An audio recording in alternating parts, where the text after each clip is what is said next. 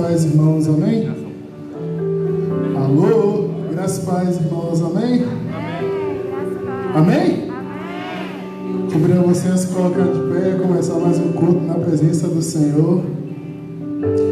Hoje nós oficialmente iniciamos o mês de paz, mas vai ter alguém específico para falar melhor isso com a gente, mas desde já convido você a estar preparado para aquilo que o Senhor tem a ministrar no seu coração durante esse mês. Amém? Amém? Amém.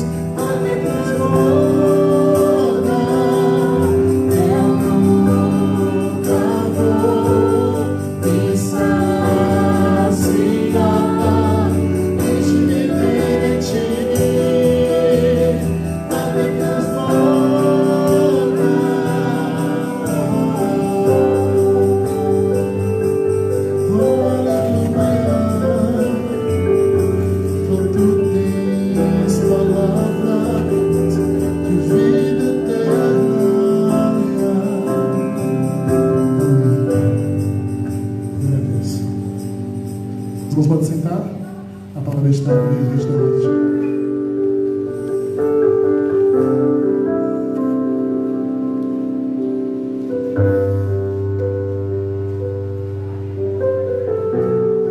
Graça e paz, igreja.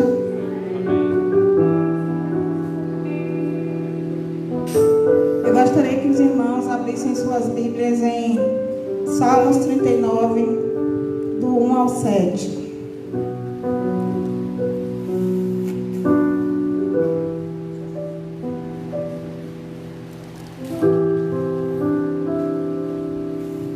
Que diz: a vaidade da vida. Disse comigo mesmo: guardarei os meus caminhos para não pecar com a língua. Porém mordaço a minha boca enquanto estiver na minha presença o ímpio.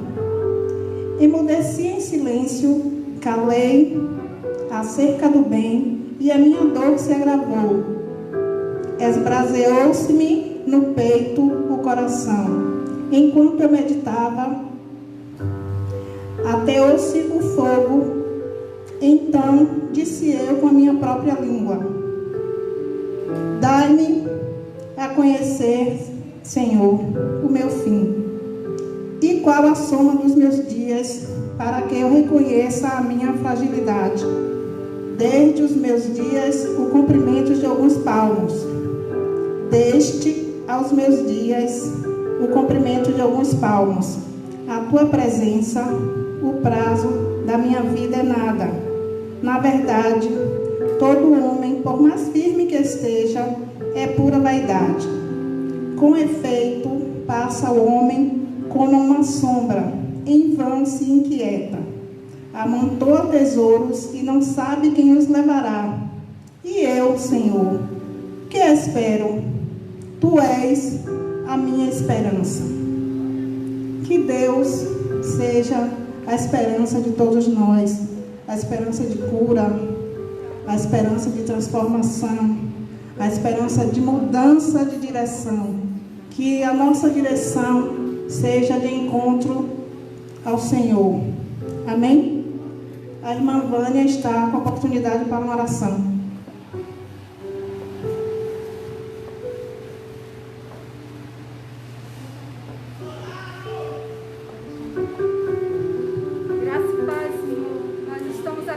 Presença, Pai.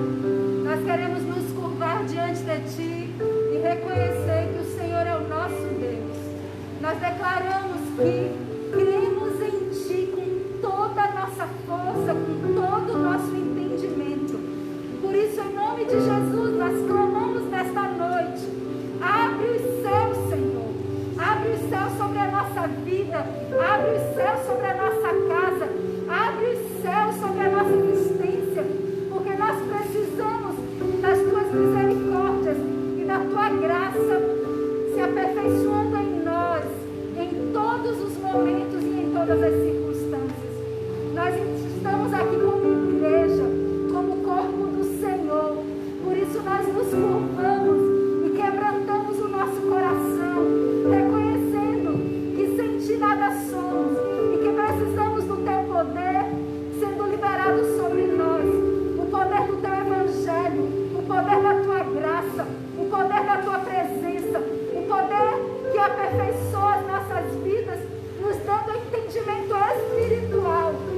Nós nos entregamos e nos rendemos ao Senhor, porque nós precisamos que o Senhor conduza os nossos passos.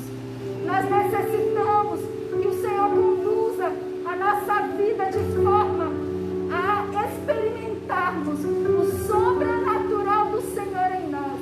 Por isso, nesta noite, como igreja, nós nos unimos em uma aliança e clamamos para que o Senhor aplique sobre nós o sangue poderoso de Jesus.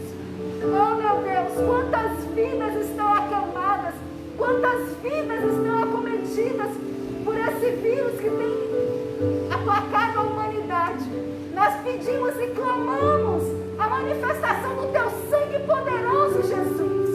Ministra sobre cada vida, sobre cada família. Cobre-nos com Teu sangue, Senhor, trazendo proteção, meu Pai. Em nome de Jesus.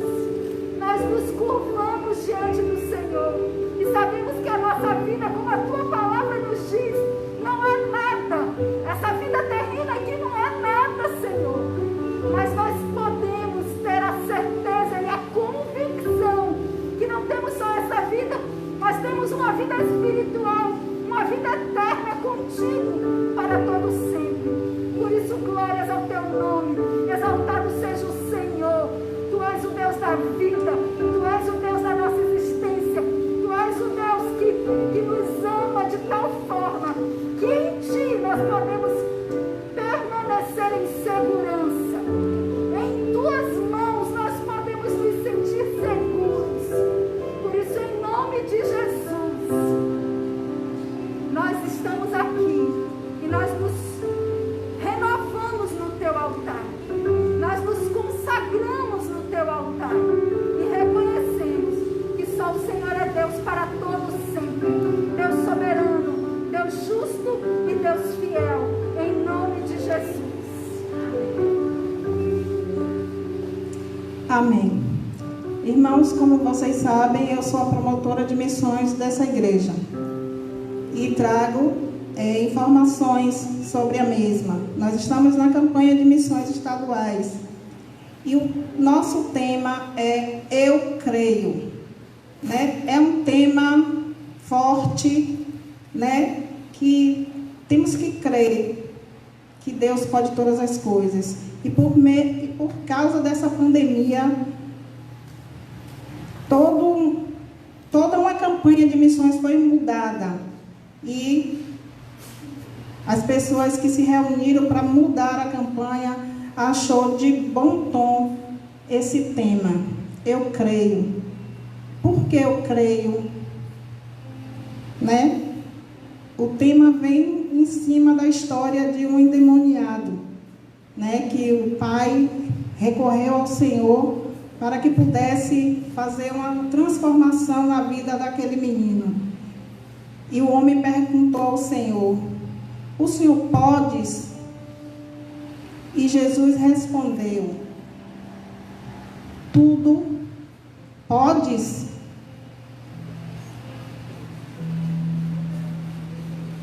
Tudo é possível ao que crê. Se nós simplesmente cremos que Deus fará uma mudança no Brasil e no mundo, vai acontecer. Eu creio na transformação da minha alma, do meu espírito, na transformação da minha família, dos meus irmãos, da minha mãe, dos meus sobrinhos. Eu creio na transformação dos meus irmãos aqui da IBAC. Nós somos uma grande equipe, e uma equipe para trabalhar para o Senhor. Nós não estamos aqui em vão, porque nós queremos. Cada um de vocês que adentraram aqui nessa noite é porque Deus tem algo especial na vida de vocês. Então, eu creio. E essa é a campanha estadual de 2020. Creia tão somente nas maravilhas que Deus irá fazer em sua vida, nos milagres. Nós estamos vivendo verdadeiros milagres. Eu pensava que o arrebatamento seria as pessoas sumindo aos meus olhos. As pessoas estão desaparecendo. Não sabemos se amanhã vocês vão saber de Lucinéia. Eu não sei se amanhã eu vou saber de Maraísa. Então as pessoas estão desaparecendo e sem a gente poder dar um toque de mão, sem a gente poder dar um abraço. Então este momento de hoje, precisamos crer que Deus tem algo especial para as nossas vidas. Há uma mudança no nosso interior. Temos que crer que tudo que nós pensávamos até ontem era vaidade. O meu cabelo era vaidade. Eu gastava R$200 para dar tratamento no meu cabelo. Esses R$200 eu vou doar para missões. Porque cabelo é vaidade. Temos que crer que a nossa vaidade tem que descer. Jesus tem que ser primordial em nossa vida. O outro tem que ser primordial. Temos que pensar no outro pensamos em Jesus, temos que fazer pelo outro o que faríamos por Jesus. Jesus que é o melhor para nós. Jesus que é o melhor para cada um de nós. E o melhor para cada um de nós é crer que Deus cura, que Deus liberta, que Deus transforma e que Deus tem algo sobrenatural na vida de cada um de nós. Temos visto e vivido grandes milagres. Cada um de vocês que estão aqui tem um milagre para contar. Um milagre é aquele que mexeu com a sua alma, que mexeu com a sua vida. Então é nesse tema especial, eu creio. E tudo é possível aquele que crê. E em especial eu creio na transformação dos meus irmãos. Eu tenho 4 irmãos homens que ainda não conhecem Jesus. E a oração minha e da minha casa é para a libertação desses meus irmãos. O meu esposo, eu creio que ele voltará a andar de mãos dadas com o Senhor. Que ele não vai ficar só em casa pensando no que pode acontecer. Ele vai vir e vai testemunhar daquilo que Deus fez na vida dele. Então é neste pensamento, nós temos que crer. Creia que Deus tudo pode fazer. Amém? Amém.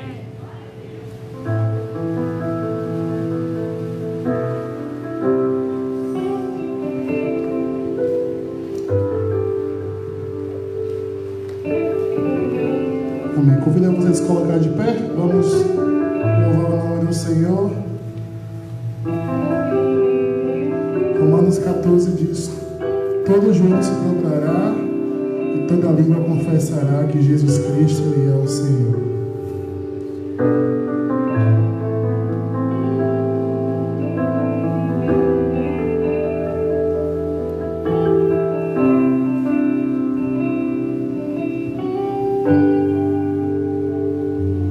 Todo ser que vive, louve o nome do Senhor. Toda criatura se derrame aos teus pés. Ao som da sua voz, o universo se desfaz. Não há outro nome comparado ao grande eu sou. Sou mercante. E mesmo sendo pó, com tudo que há em mim, confessarei que o quê? Céus e terra passarão, mas o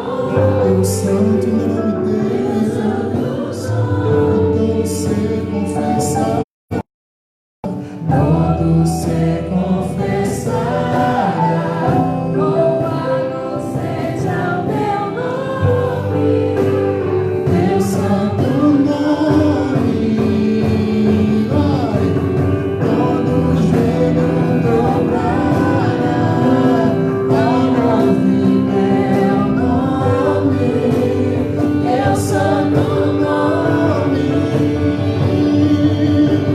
todo ser confessará, louvado seja o meu nome, teu santo nome.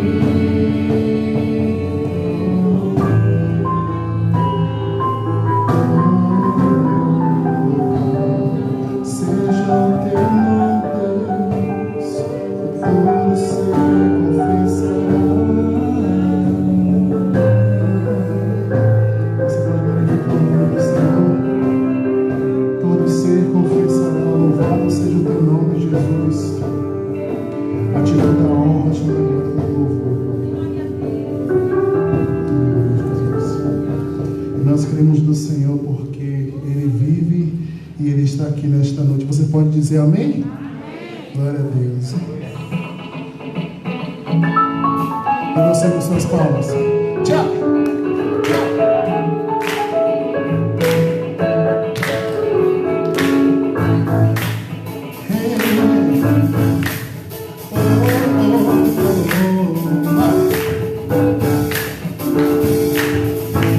Calma.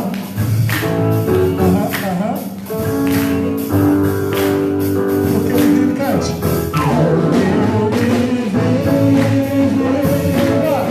Posso ver.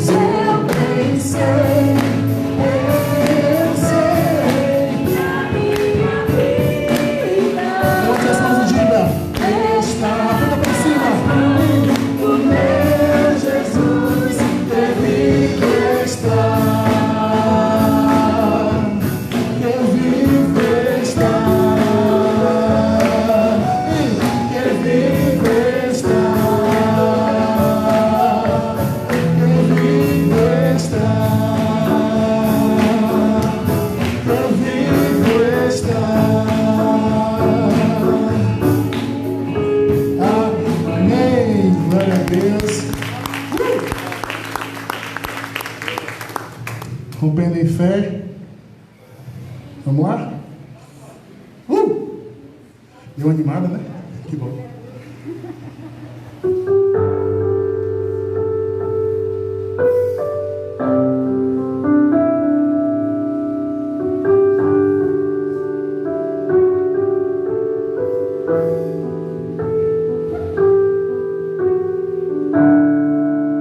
Cante. Cada vez que a minha fé é provada. Essa eu quero ouvir sua igreja, vai. Bonito. Para Jesus. E mais?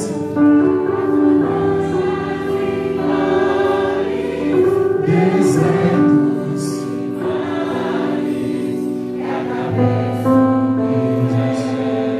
Pra perto de ti. Cante. Minhas provações não são maiores que Deus. E não vão me impedir de caminhar. Cante. Se diante de mim não se abrir o mar, Deus vai me fazer andar por sobre as águas, rompendo em fé. Minha vida se revestirá do teu poder, rompendo em fé. Com ousadia vou fazer o sobrenatural. Vou lutar e vencer, vou andar e correr. A cada dia vou viver, rompendo em fé.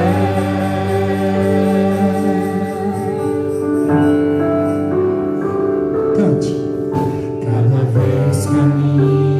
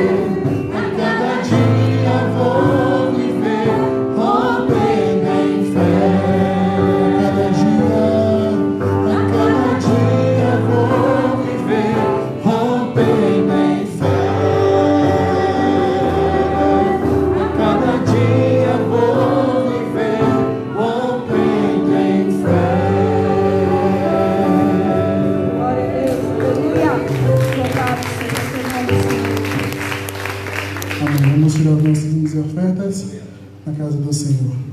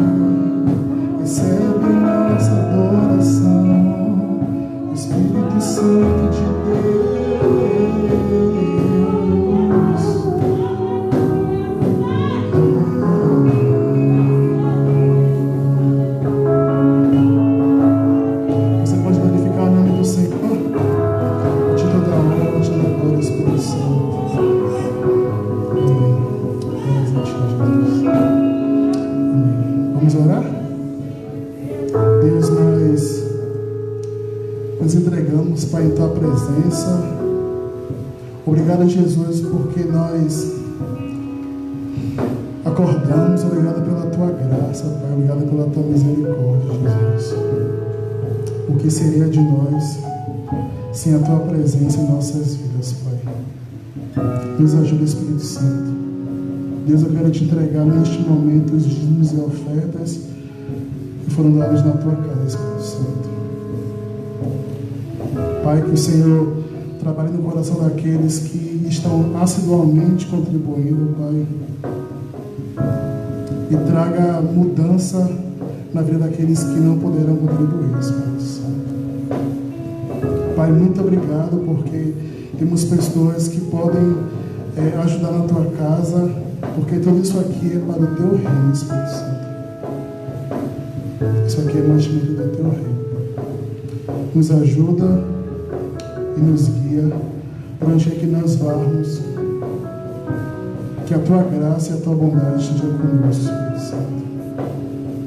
Essa é a nossa oração, que nós te pedimos e te louvamos em nome de Jesus. A igreja diz amém. Glória a Deus. Vamos para sentar? Pode estar com o pastor.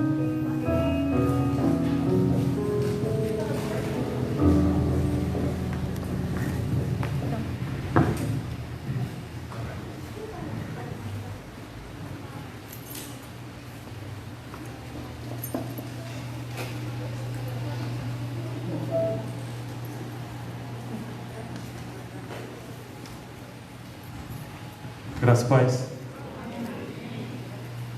Amém. Graças a paz, queridos. Acho que sem a máscara fica melhor. Glória a Deus.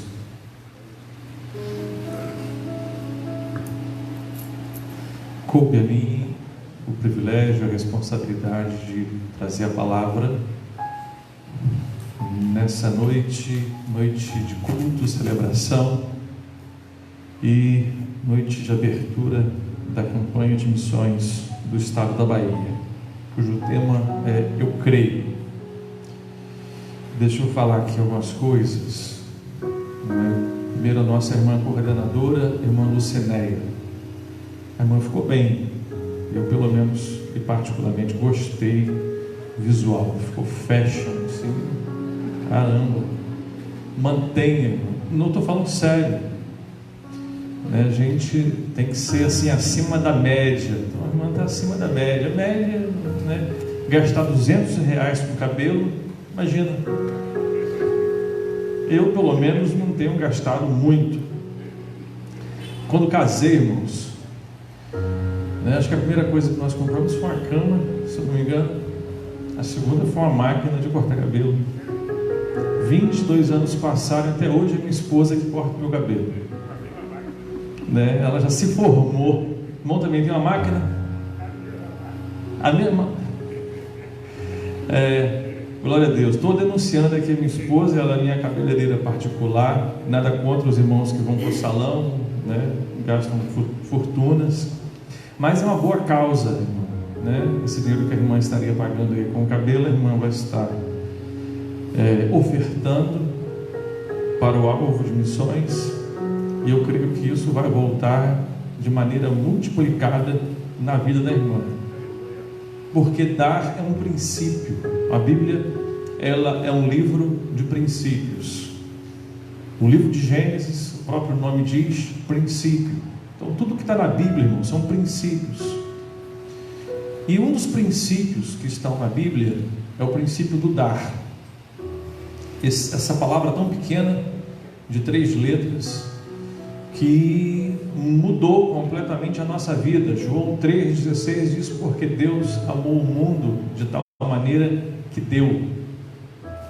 Qual é o resultado do amor de Deus? Ele dá. Ele deu quem? Deu a si mesmo. Deu o seu Filho. A expressão exata do amor de Deus é o Filho,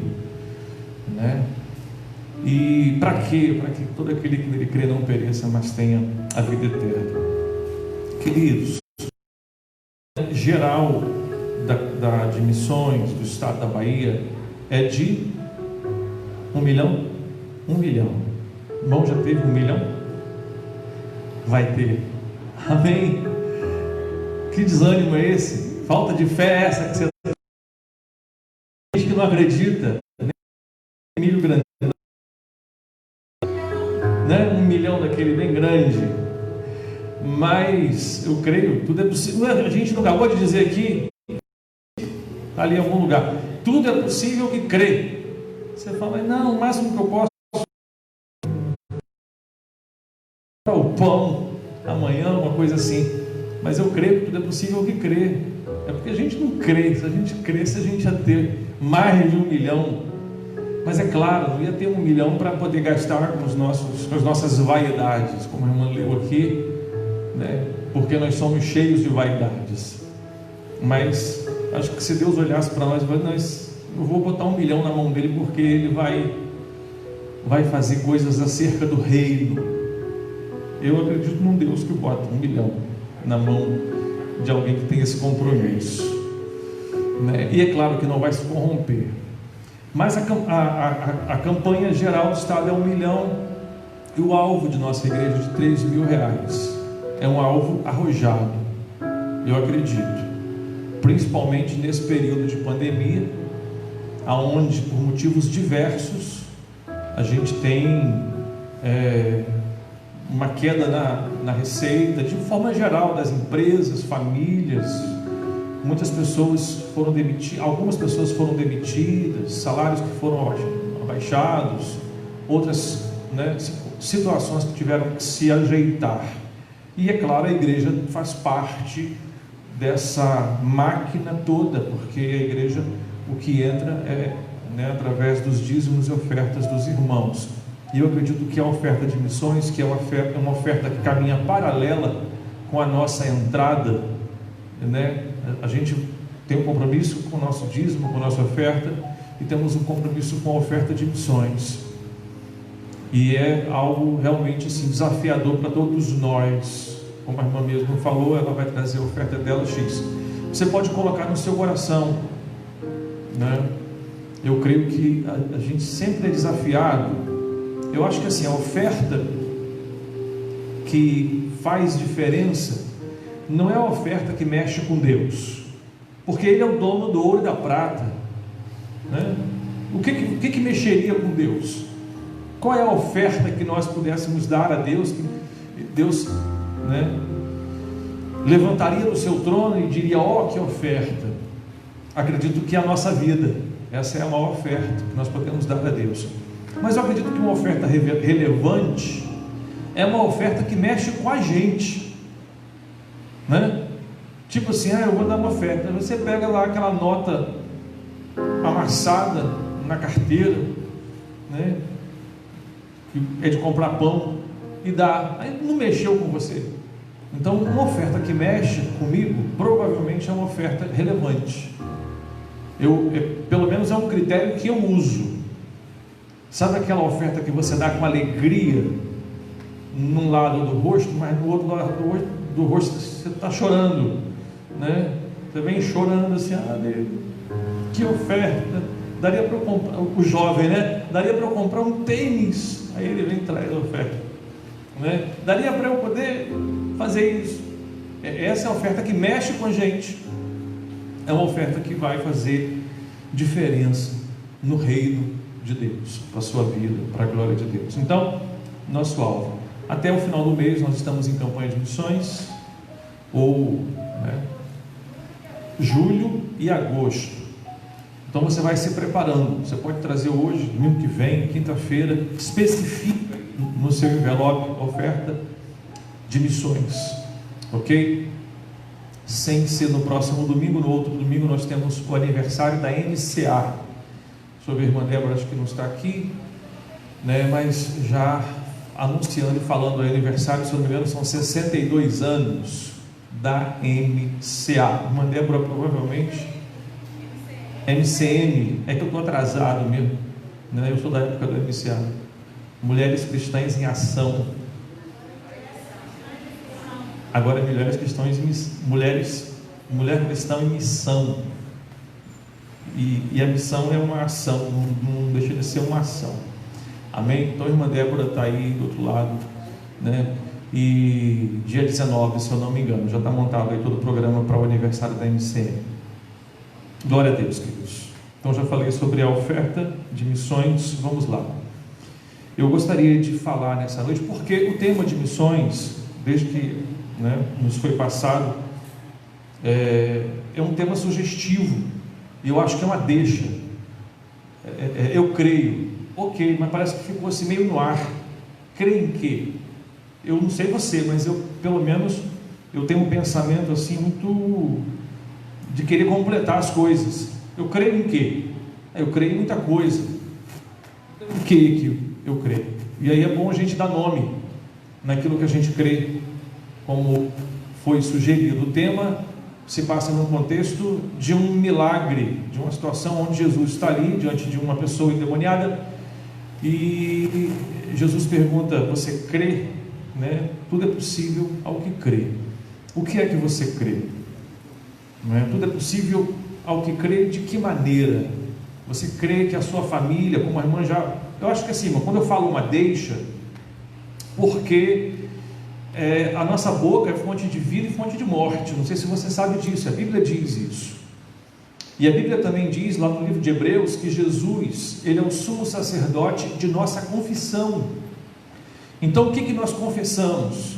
O irmão sabe que aquela figura do sumo sacerdote é o homem, o líder espiritual do Antigo Testamento, que ia diante de Deus e levava ali a confissão do povo, e a confissão do povo chegava diante de Deus.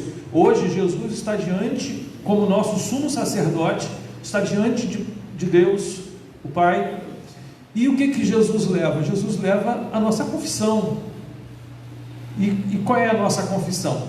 A nossa confissão, ela tem que estar de acordo com aquilo que nós já recebemos na palavra. Eu não vou inventar nada novo. Não, eu quero voar. De maneira alguma, isso não está na palavra. A mim foi realmente destinado a crescer, multiplicar, dominar sobre... Ok, está na Bíblia, é princípio. Mas voar deixa com os pássaros. Então eu preciso confessar aquilo que já está na palavra. Se eu confesso aquilo que está na palavra, eu entro em concordância com essa palavra, e Jesus apresenta isso, porque ele é o sumo sacerdote da minha confissão. Então quando eu digo eu creio em quê?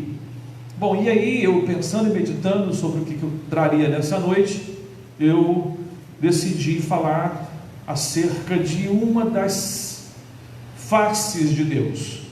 Deus se mostra de muitas faces. Aliás, são os nomes de Deus.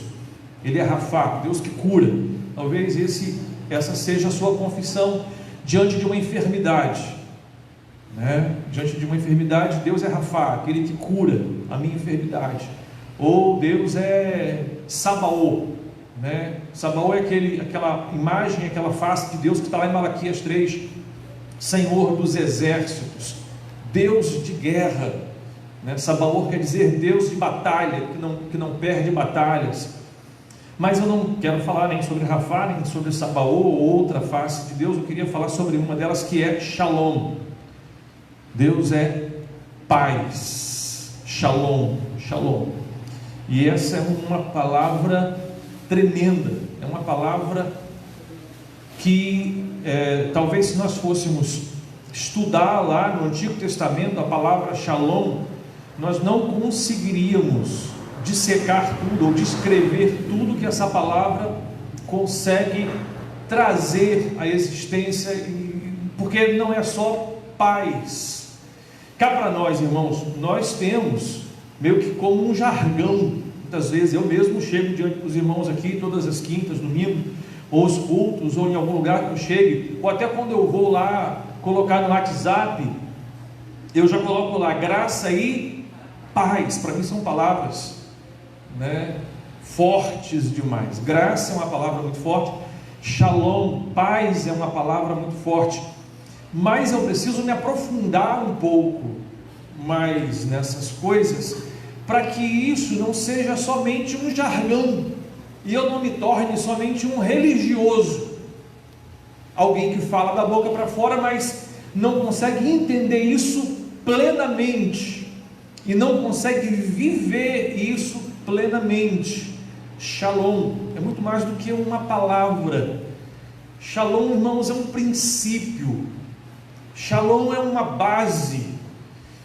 Shalom é como se você coloca ali um muro e está faltando uma pedra, como você levanta uma parede de uma casa e você coloca e tem uma instabilidade naquela parede.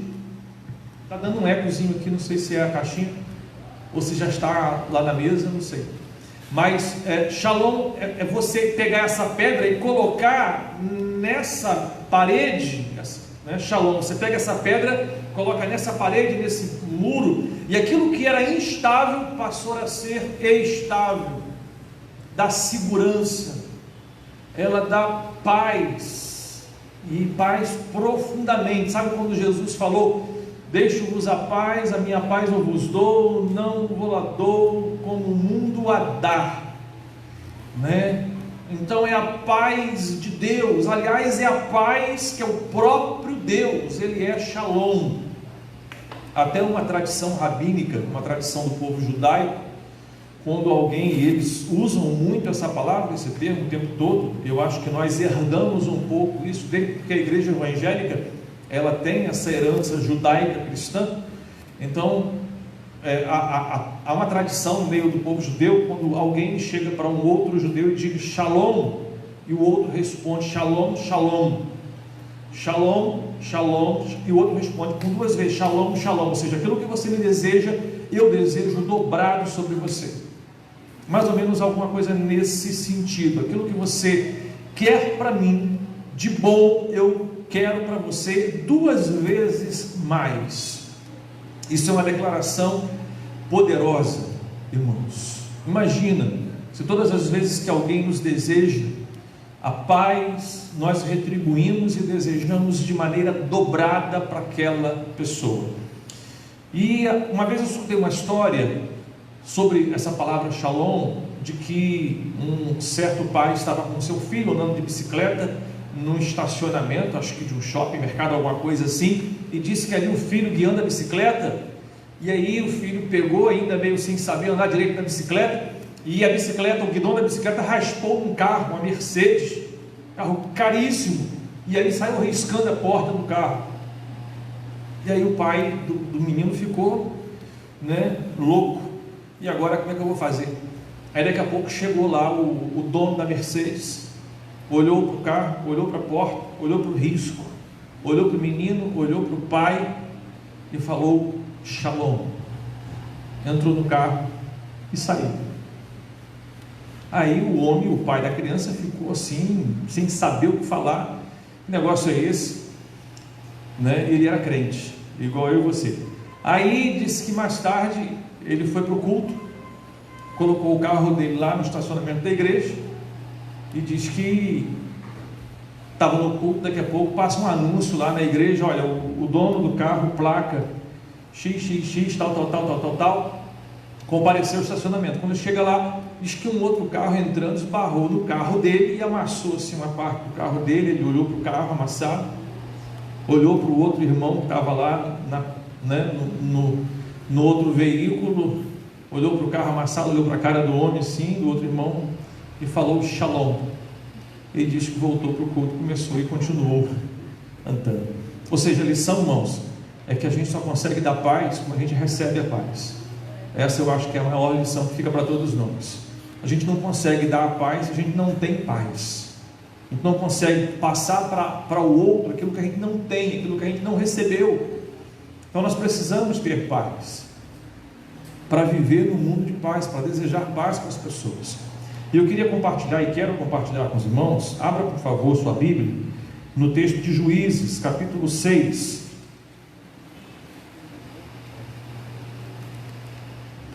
Juízes, capítulo 6.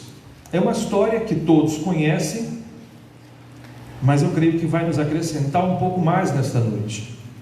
A partir do verso 1, é um texto um pouco grande, mas eu faço questão de lê-lo para avivar um pouco a nossa mente em relação a essa história, que é muito interessante, que é uma história que não passa num contexto de paz, mas como boa parte das histórias bíblicas, passa num contexto de guerra, num contexto de aflição, de luta. Eu vou ler na minha versão, a NVI. Eu peço que cada irmão acompanhe aí na sua versão, mesmo assentado em reverência à palavra. Diz assim, Juízes capítulo 6. De novo, os israelitas fizeram o que o Senhor reprova, e durante 7 anos, quantos anos? 7 anos, Ele os entregou nas mãos dos midianitas. Midian, irmão, significa guerra. Deus entregou o povo de Israel nas mãos da guerra, da aflição.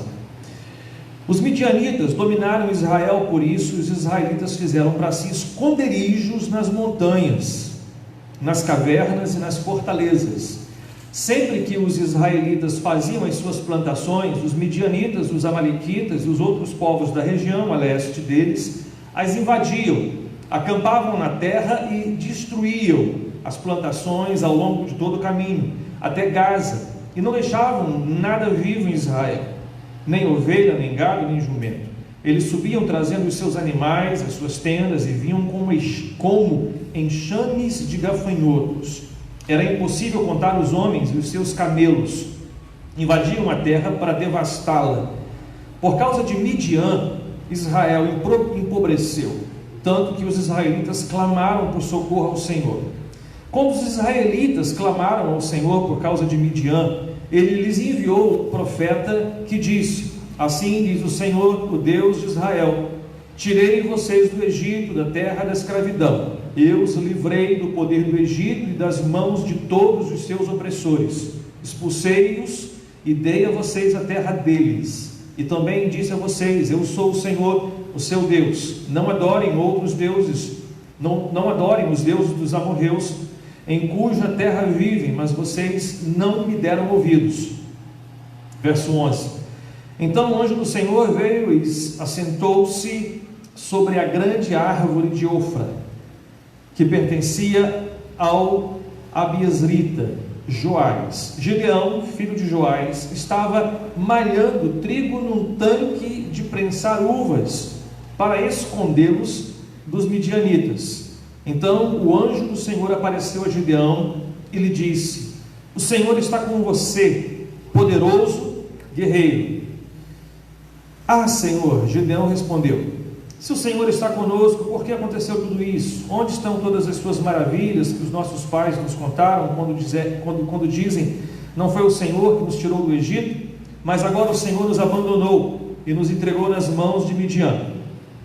O Senhor se voltou para ele e disse: com a força que você tem, vai libertar Israel das mãos de Midian. Não sou eu quem o está enviando?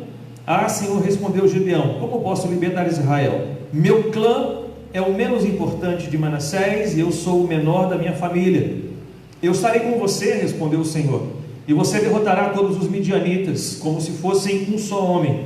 Gideão perguntou: se de fato posso contar com o teu favor, dá-me um sinal, que és tu que estás falando comigo. Peço-te que não vás embora e até que eu volte e traga a minha oferta e a coloque diante de ti. E o Senhor respondeu: esperarei até você voltar. Gideão foi para casa, preparou um cabrito e com uma arroba de farinha fez pães sem fermento, pôs a carne num cesto e o caldo numa panela, trouxe-os para fora e ofereceu-os a ele sob grande árvore. E o anjo de Deus lhe disse: apanhe a carne e os pães sem fermento, ponha-os sobre esta rocha e derrame o caldo. Gideão assim o fez. Com a ponta do cajado que estava em sua mão, o anjo do Senhor tocou a carne e os pães sem fermento. Fogo subiu da rocha, consumindo a carne e os pães, e o anjo do Senhor desapareceu. Quando Gideão viu que era o anjo do Senhor, exclamou: ah, Senhor, soberano, vi o anjo do Senhor face a face. Disse-lhe, porém, o Senhor: paz seja com você, não tenha medo, você não morrerá. Gideão construiu ali um altar em honra ao Senhor e lhe deu este nome: o Senhor é paz. Até o altar está em Ofra dos Abiezrita. Amém. Gideão construiu ali um altar em honra ao Senhor e lhe deu o nome Yahvé Shalom. Pai, nós oramos, entregamos nossa vida mais uma vez ao Senhor e pedimos direção e discernimento do Teu Espírito com relação à palavra do Senhor. Obrigado por tudo, nós oramos em nome de Jesus. Amém. Queridos, eu creio que todos nós conhecemos essa palavra, pelo menos boa parte de nós, e é uma história. E por que eu quero falar sobre isso? Eu quero falar sobre Yahvé Shalom, Deus é a nossa paz. Ela se dá, essa declaração e essa oferta, essa consagração de vida, e principalmente esse chamado, esse chamamento, esse envio de Deus, porque nós estamos diante de um texto que fala sobre Deus. Aqui a figura do anjo do Senhor é a figura do próprio Deus. Deixa eu constar aqui os nossos universitários, é uma teofania, não é isso mesmo, nossos irmãos? Não é isso?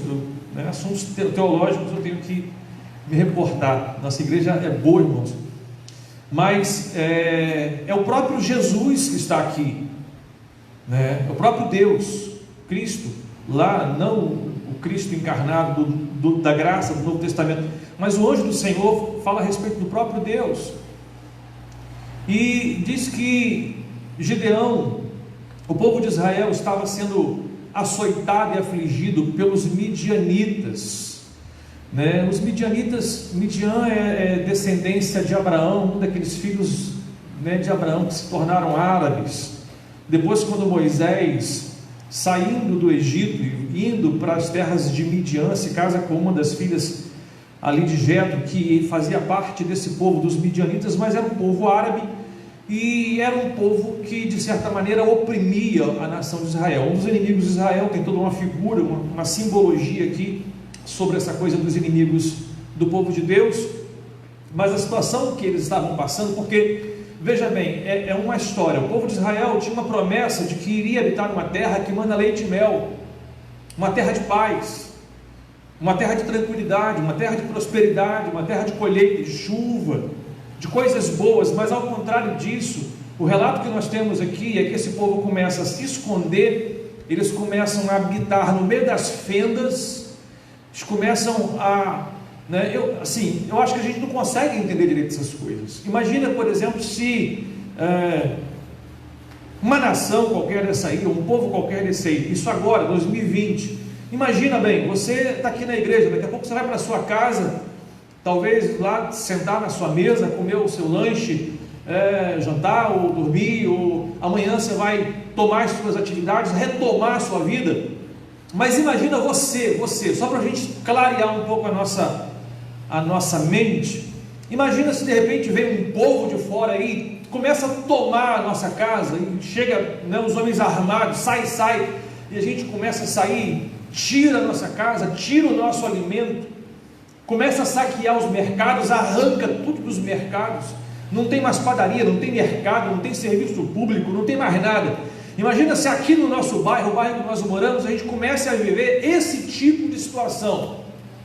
E aí não nos restaria outra alternativa, diante da morte, diante do problema da aflição, nós começarmos a nos esconder debaixo das pontes, das marquises, dos viadutos, entre as fendas, entre os lugares assim, onde as pessoas não pudessem nos ver. Imagina essa situação nossa, real, da nossa vida hoje.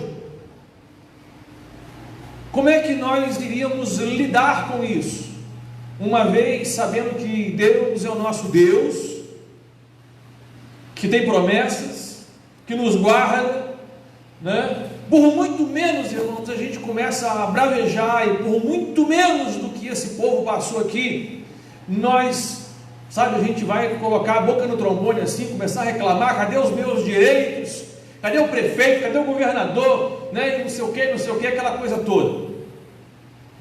É uma situação dessa que o povo de Israel estava passando. Eles tinham promessa de que iam habitar numa terra sem problemas, que manda leite e mel, mas o que eles estão vivendo aqui é um momento de decadência, guerra. Midian quer dizer aflição, problema, guerra, é a raiz do nome Midian. E aí havia lá um homem chamado Gideão, e diz que o anjo do Senhor vai e visita esse Gideão. Só que Gideão, ele estava malhando trigo, o restinho do que tinha sobrado, num lagar, lugar que era para fazer a uva ali, e não era no lugar específico, era escondido. Talvez ele tentando salvar, imagina, numa situação como essa que eu falei, que aconteceu aqui no nosso bairro, de entrar em uma nação vizinha e tomar tudo que a gente tem. Você consegue sair da sua casa com 5 quilos de arroz debaixo do braço e vai para um lugar assim, né, para tentar salvar alguma coisa. Talvez fosse a situação de Gideão. Gideão, talvez ele tentando salvar um pouquinho do trigo que lhe sobrara, está, né, ali malhando o trigo, tirando o trigo da palha num lugar escondido.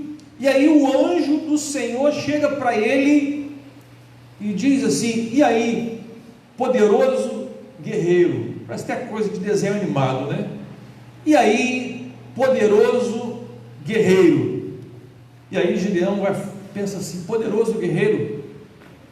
E aí o anjo vai e comissiona para que ele pudesse ir representar Deus como alguém valente, como alguém que iria lutar por uma causa, lutar contra aquela situação de guerra, lutar contra aquela situação de opressão, né? E Gideão, irmãos, chega para o anjo, para o próprio Deus, e diz: vem cá, Senhor, olha só, a minha tribo, a tribo que eu faço parte, porque naquela época eles eram divididos em tribos, 12 tribos, a minha tribo é a tribo mais chulezinha que tem das 12, é a mais fraquinha, né? A mais fraquinha. A minha família é a menorzinha, a pior, a mais fraca da tribo, ou seja, a tribo é a pior, a minha família que está dentro dessa tribo é a pior, e eu, dentro da minha família, sou menorzinho. Em outras palavras, Gideão está falando: se você está procurando alguém fraco, encontrou. Sou eu aqui, uma pessoa que não tem a menor possibilidade. Bom, essa talvez seja aí uma autoimagem que ele faz de si mesmo, mas não é a imagem que Deus tem dele. Até porque isso para nós vem em uma revelação de que, para que realmente seja algo de Deus, irmãos, é muito provável que tem que ser nesse perfil de Gideão. Porque se eu chegar: não, Deus pode me escolher porque eu sou o cara, eu tenho formação disso, eu tenho mestrado disso, eu tenho academias, eu tenho, né, sapiências, eu tenho poderes mágicos, eu tenho, né, algumas coisas, eu lanço chamas com a mão, eu faço uma porção de coisas, então pode me mandar contra o inimigo porque eu vou dar conta. E não é esse que Deus quer usar. Deus quer usar justamente aquele que é fraco. E a exemplo de Gideão, irmãos, é o mais fraco, né? O mais fraco da tribo, o mais fraco da família, né? O mais fraco da tribo, o mais do clã, o mais fraco, né, da família dele. E Deus está usando sempre. Tem uma outra passagem nesse episódio de Gideão, onde Deus começa a eliminar as pessoas e Deus deixa justamente os mais fracos, né? Deus sempre, irmãos, trabalha dessa maneira. Eu não sei porquê, porque Deus poderia escolher até mesmo os melhores comunicadores para estarem aqui na frente, mas Ele não escolhe. Deus poderia talvez escolher os melhores membros da igreja, os melhores, digamos assim, membros da igreja, não, mas Deus poderia escolher os melhores cidadãos do planeta para poder fazer parte da igreja, para que essa igreja pudesse representá-lo de maneira mais eficiente e eficaz. Mas Deus não escolhe. Deus escolheu você, Deus escolheu a mim, Deus escolheu a todos nós que somos fracos, e cremos nisso, que o poder de Deus se aperfeiçoa na nossa fraqueza. O poder de Deus se aperfeiçoa na nossa fraqueza. E muitas vezes nós queremos ser tão fortes, mas aí Deus falou: não, você não tem que ser forte, você tem que depender, você tem que crer. E é por isso que nós temos como tema: eu creio. Eu creio que Deus pode me usar não pelo que eu sou, mas apesar do que eu sou. Eu creio que Deus pode mudar este bairro, a história deste bairro, não pelo que a igreja é, mas apesar do que ela é, apesar do que cada membro é, apesar dos nossos pecados, apesar da nossa fraqueza, da nossa incredulidade, de tantas coisas. É Deus, irmãos, que manifesta o seu poder, não somos nós que manifestamos o nosso poder, mas é o poder de Deus. E aí, esse anjo vai falando com Gideão, e Gideão pede uma prova, e aquela coisa toda, e aí daqui a pouco, Gideão se dá conta de que de fato era Deus falando com ele, era o anjo do Senhor, e aí, o anjo, o próprio Deus, no verso 23, diz: Pai seja com você, não tenha medo, você não morrerá. Shalom esteja com você, você não morrerá.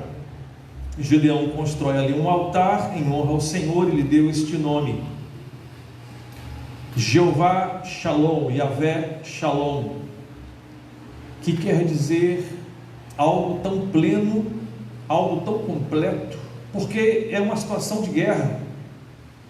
Deus o está enviando diante da batalha, Deus está enviando diante do conflito, e ele precisa receber Shalom. Bom, uma coisa que fica clara para nós: paz, nas suas múltiplas formas e múltiplos entendimentos, paz não quer dizer uma sensação de leveza. Sabe aquele comercial da Doriana? Lembra do comercial antigo? Né? Os que tem mais assim de 20 como eu vão lembrar. Comercial da Doriana, acorda aquela manhã, aquela varanda bonita, família reunida, todo mundo rindo, e aí começa a pegar aquele pão quentinho, passa aquela manteiga assim, vai derretendo no pão, né? Doriana. Não estou fazendo comercial de Doriana, acho que nem tem mais para vender, né? Agora talvez fosse outras marcas. Comercial de margarina, irmão. Comercial, tudo feliz, tudo perfeito.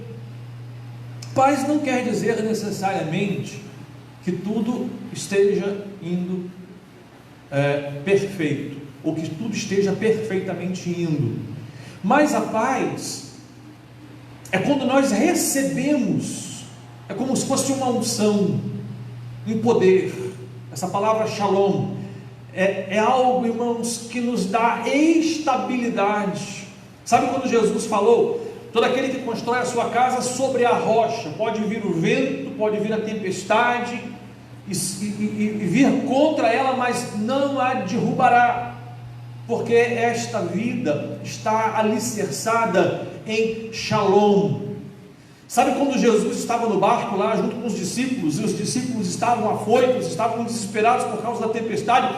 Jesus recostou lá no seu travesseiro, e a tempestade era enorme, e Jesus estava dormindo, irmãos, o sono dos tranquilos, porque ele tinha Shalom. Aliás, ele é Shalom, e talvez faltasse naqueles discípulos naquele momento Shalom.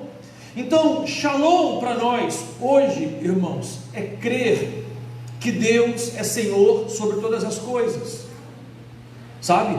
Deus é Senhor sobre a Bahia. A Bahia será evangelizada. Aí, aliás, irmãos, falamos sobre evangelismo, e falamos sobre missões, sobre campanha de missões. A história de Deus é uma história missionária. A história do povo de Deus é uma história missionária. A história da igreja é uma história missionária. Se nós não tivermos missões entranhada em nossa vida, tanto espiritual, quanto emocional, quanto física, em todos os aspectos e áreas da nossa vida, disposição para ir, né? Disposição para orar, disposição para ofertar, disposição para falar, evangelizar. Se a igreja não tiver essa consciência, essa unção de saber que missões é a história de Deus, é um motivo real porque Deus nos trouxe até aqui. Aliás, só tem um motivo para Deus permitir que a gente esteja até aqui hoje, é porque Deus tem um objetivo missionário para todos nós. Porque se você é salvo, Você já é de Jesus. Você não está aqui na igreja para cantar, porque você vai cantar no céu, na eternidade. Você não está aqui para ter comunhão, porque você vai ter comunhão no céu, pela eternidade. Você não está aqui simplesmente para melhorar de vida, porque você vai ter uma vida muito mais do que abundante, perfeita, na eternidade. Então o motivo real porque nós estamos aqui e Deus nos dá vida, nos dá existência, momento a momento, dia a dia, é porque Deus tem um motivo missionário para nós. É o motivo que Paulo conseguiu entender, é o motivo que Pedro conseguiu entender, é o motivo que outros homens ao longo da história conseguiram entender. Uma causa missionária de levar esse evangelho à frente, adiante. Irmãos, a igreja tem que ter na sua essência missões. Missões. É deprimente entender e saber e ouvir que hoje tem igrejas que são muito mais como mercados que estão vendendo um produto para que pessoas vivam um bem-estar. E eu não sou contra bem-estar. Eu quero que as pessoas vivam um bem-estar. Mas a igreja não é um mercado. A igreja não é capitalista nesse aspecto de que ela tem um produto para vender. Né? O evangelho é um produto. Não, o evangelho, irmãos, é vida, é poder. O evangelho é o poder de Deus em nós. E quando este poder está em nós, irmãos, né? Conta-se a história de que um homem chamado Moody, talvez aqui alguns já ouviram falar e leram alguma coisa sobre ele, diz que Moody não conseguia sentar na cadeira de um barbeiro na sua época e ficar 5 minutos sem falar de Jesus. Né? Ele sentava e o cara começava a cortar o cabelo dele, ele tinha que falar de Jesus, tinha que falar de Jesus. E ele não se contia, então ele falava: você conhece a Jesus? Né? E outros e muitos homens, mas é claro, a igreja de alguma forma, ela começou a particionar essas coisas. É meio que assim, não, o irmão é evangelista, então o irmão tem a responsabilidade de evangelizar. A irmã é coordenadora, então a irmã tem a responsabilidade de coordenar. E eu sou o quê? Um membro da igreja. Não, meu irmão, você é um missionário. Aonde você estiver, na sua escola, na sua casa, né, junto ao muro do vizinho, na padaria, de qualquer maneira você é um missionário. Eu conheci um homem lá em Cabo Frio, ele me contando o testemunho dele. Ele disse que certa vez estava na padaria comprando pão, aí disse que um senhor já assim bem aparentado olhou para ele, perguntou: comprando pão, né? Comprando pão, está quentinho, saiu agora. E aí puxou o assunto com aquele homem ali e falou para ele assim: eu queria convidar você para conhecer um outro pão. O cara olhou estranho assim: o cara me convidando para conhecer pão, que história é essa? Né? Aí diz que o papo foi e ele o convidou para ir na igreja dele conhecer Jesus, o pão da vida. Todo aquele que comer desse pão nunca mais terá fome. E quem era este homem que estava em pé lá? Um homem chamado Nilson do Amaral Fanini, que era pastor na época da primeira igreja batista de Niterói. E é isso, irmãos. É uma pena que muitas vezes nós particionamos a igreja e falamos: não, pessoas têm responsabilidades de evangelizar e outras não têm. A maior mensagem, sabe qual é? É o que Deus fez com você. Se eu não sei falar o que Deus fez comigo, repense se Deus fez alguma coisa com você. Mas eu tenho certeza que você tem alguma coisa para falar que Deus fez com você. Deus mudou a minha vida. Deus mudou, tem mudado a minha vida. Porque você ainda é uma obra inacabada, não é isso? O Espírito Santo é um arquiteto, ele está sempre trabalhando em nossa vida. Nós ainda somos uma obra em continuidade. Deus continua fazendo. Então comece a compartilhar o que Deus tem feito na sua vida. Isso é missões. Missões estaduais é um braço da igreja aonde a igreja não pode chegar. Missões mundiais é um braço ainda maior, né? E aí vão os projetos missionários. Mas, irmãos, para nós termos essa consciência, essa capacidade, essa plenitude dentro de nós, de que Ele é paz, Ele é shalom, e eu estou seguro nele. Pode acontecer o que for, sabe? Pode vir um terremoto, shalom. Pode morrer, shalom. Pode se desfazer tudo, shalom. Podem todos se virar contra, shalom. É Ele que me dá estabilidade, é Ele que me dá segurança, é a minha segurança, é o meu refúgio, a minha fortaleza. Isso é Shalom. E muitas vezes nós vivemos, irmãos, em frangalhos, com os nervos à flor da pele, como se, peraí, eu tenho Deus, mas parece que falta alguma coisa, falta Shalom. É este Shalom que o anjo do Senhor e que o próprio Senhor deixou ali para Gideão: paz seja com você. E quando Gideão entendeu, e não só entendeu, irmãos, mas desceu como aquela semente que é lançada e que vem ao profundo do Espírito, e ela é alicerçada no mais profundo, irmãos.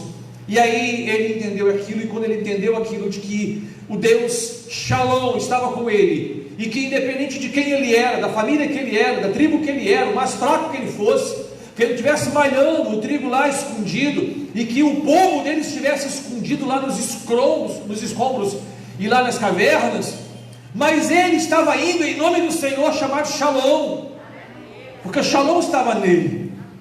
E aí, irmãos, para encerrar, tem um outro texto lá no Novo Testamento. Abra lá em João capítulo 20, que também muito me motiva. João capítulo 20.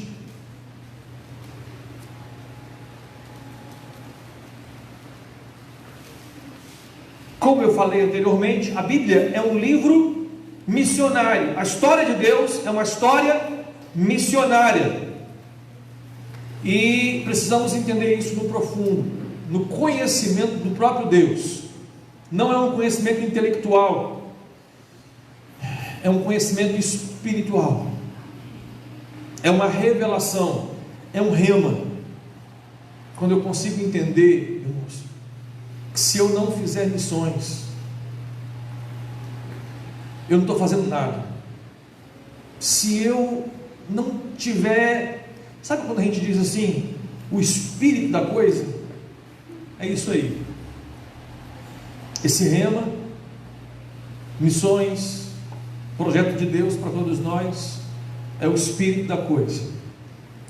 E aí, João capítulo 20, Jesus, verso 21, diz assim, novamente, João 20, 21, novamente Jesus disse: paz seja com vocês, assim como o Pai me enviou, eu vos envio. Qual é a situação aqui, irmão? Jesus ressuscita, depois da morte de Jesus, Jesus ressuscita, Madalena está lá próximo do sepulcro, tem aquele encontro com Jesus, onde Jesus se revela à mulher. A primeira pessoa que viu Jesus depois da sua ressurreição foi Maria, e depois Jesus vai e entra lá no local, na sala onde estavam os discípulos. E qual era a situação dos discípulos? Imagina lá, Pedro, Tiago, João, Tomé, estava lá os 11, menos Judas, que tinha se suicidado. E como é que estava o emocional daqueles homens? Passaram 3 anos com Jesus, 3 anos, de dia e de noite, para cima, para baixo, Samaria, Jerusalém, Galileia, vai para um lado, vai para o outro. Ouviram tanto de Jesus, ouviram promessas de Jesus, viram os milagres, participaram dos milagres, fizeram milagres com o próprio Jesus. Não conseguiram entender direito aquela situação da cruz, ainda precisavam do Pentecostes. Aqui a gente está em João 20, finalzinho, ainda viria Atos capítulo 2, onde o Espírito Santo viria sobre eles e seriam plenamente, ali em Cristo. E aí, mas naquele momento, irmãos, eles estavam na sala da aflição, na sala do desespero, na sala da incerteza, na sala do não sei o que vou fazer, na sala, será que valeu a pena? Na sala, e agora? Como é que vai ser minha vida? Apostei 3 anos da minha vida com esse Jesus aí, o cara morreu, colocaram lá no sepulcro, Será que não passou lá uma pontinha de dúvida na cabeça deles? O que você acha? Se fosse você que estivesse lá, entre os discípulos de Jesus, passou 3 anos com Jesus, viu tantas coisas, ele ressuscitou morto, né? Deu vista aos cegos, limpou os leprosos, curou os enfermos. E aí, um belo dia, Jesus morre, lá no dia de Páscoa, Jesus morreu. Eles não sabiam ainda que Jesus tinha ressuscitado, só quem tinha visto era Maria. E aí Jesus entra lá na sala da aflição e na sala do desespero daqueles homens, e a primeira coisa que Jesus fala com eles é: paz seja convosco. Eu acho isso tremendo, irmãos, porque tudo que eles não estavam vivendo naquele momento era paz. Paz seja convosco. Já não é o shalom aqui, é o eirene, né? Mas de uma outra forma é a mesma essência do shalom. É aquilo que vem para ser posto onde estava faltando algo e necessário e suficiente para se fazer qualquer outra coisa. Existem muitas faces de Deus nesse aspecto. Não existem muitos deuses, não, pelo amor de Deus, né? Faces de Deus no sentido da revelação de Deus. Ele se revelou a Moisés como grande eu sou, né? Ele se revelou a Gideão como paz, Shalom. Ele se revelou a Abraão como Jireh, né? Ele é minha provisão. Mas esse Shalom, irmãos, ele me chama a atenção porque ele traz essa convicção daquilo que eu preciso para continuar e dar continuidade à minha vida e caminhando, né? É a esperança do meu amanhã. É muito mais do que a gente vai sair agora ali. A paz, querido, a paz, mas recebe. Eu sei que a gente tem que treinar o tempo todo, mas isso é profundo demais, irmãos, para ser só uma palavra. É profundo demais para ser só uma palavra. É o próprio Deus conosco, nos levando, nos guiando, nos dando provisão, nos dando o necessário para viver em qualquer situação. Qual é a situação que você está hoje? Qual é a circunstância que você enfrenta hoje? Eu sei de uma coisa: se você tem Shalom, independente da circunstância que você está atravessando, você tem o necessário. Você tem o necessário, o suficiente. Sabe quando Deus fala para Paulo: a minha graça te basta? É o Shalom. Meu Shalom é contigo. E Jesus diz, na sala da aflição, do desespero, da agonia desses homens: paz. Imagina, Jesus abre a porta, os discípulos, mais alguns, talvez outros lá que estivessem lá. Jesus entra lá, todo mundo de cabeça baixa. E agora o que vamos fazer? E aí Jesus entra, toca, toca, toca, abre a porta, paz, Shalom. Bom, só assim como, e Jesus continua: assim como o Pai me enviou, eu vos envio a vós. Eles receberam, e porque receberam, poderiam transmitir, porque eles entenderam, eles captaram, eles conseguiram depois transmitir aquilo a outros, e o mundo deixou de ser o mesmo e passou a ser um outro mundo. Que nós, irmãos, nesse tempo de pandemia, nesse tempo de desespero, medo de morte, não tem acontecido isso hoje? Medo de morte? Medo de morte,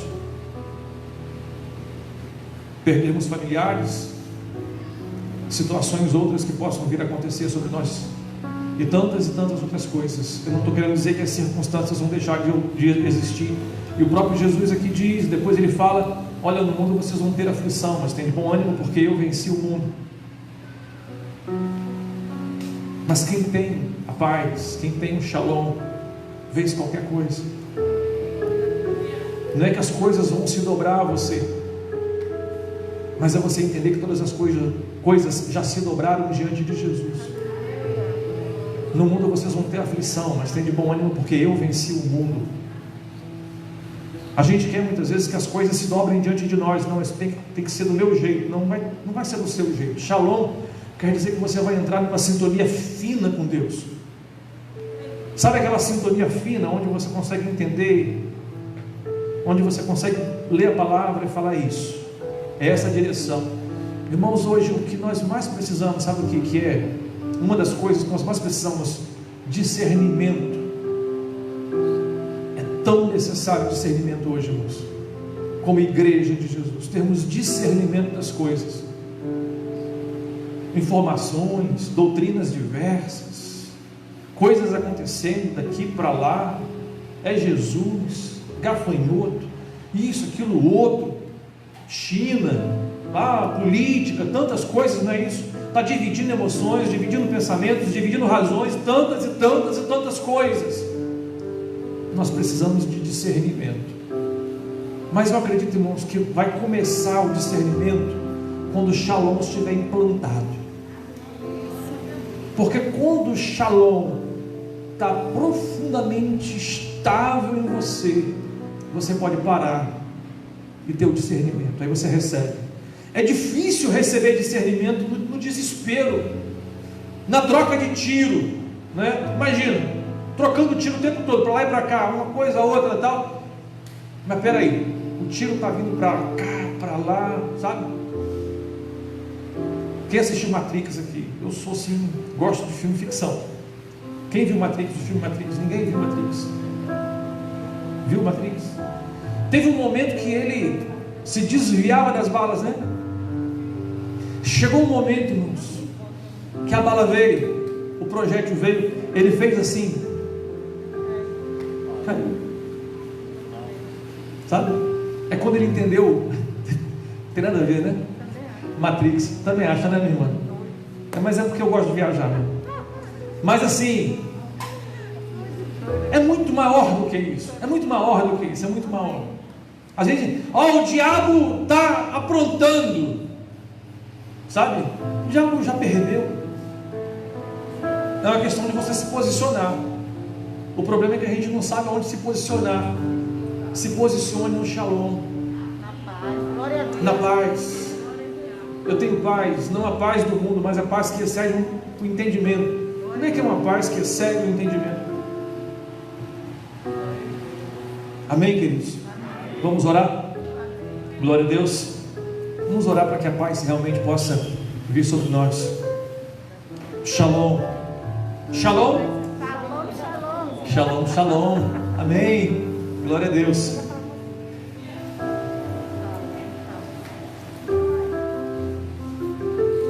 Amém. Vamos ficar de pé. Eu vou orar e depois o Ministério de Louvor vai estar encerrando com uma ministração. Mais uma vez, irmãos, é bom sempre lembrar a nossa saída, o nosso cuidado com relação ao contato, aí dos nossos cumprimentos, evitando aglomerações, evitando contatos físicos, por enquanto. Quando acabar a pandemia, você pode pegar e jogar para o alto, mas hoje ainda não, né?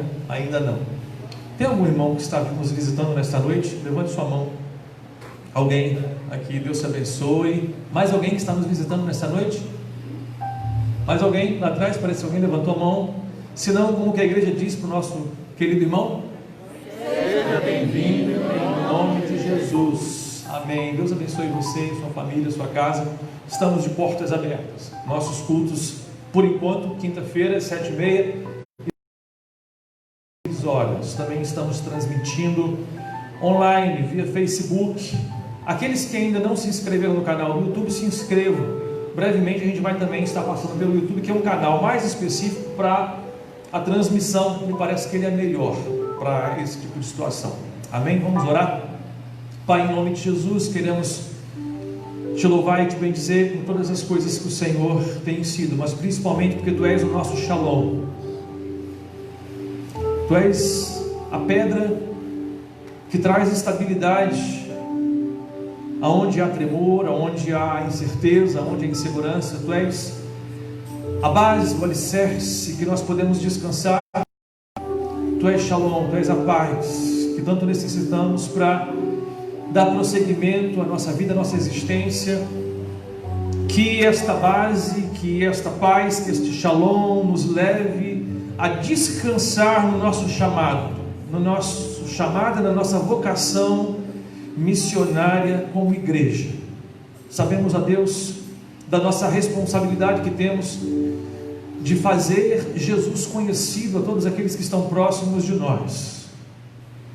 Dá-nos, a Deus, coragem quando tivermos esta paz e podermos descansar de que o Senhor é quem faz esta obra em nós, mesmo como Gideões, que somos hoje, tão fracos, tão débeis, mas é o Senhor que faz, é o Senhor quem realiza.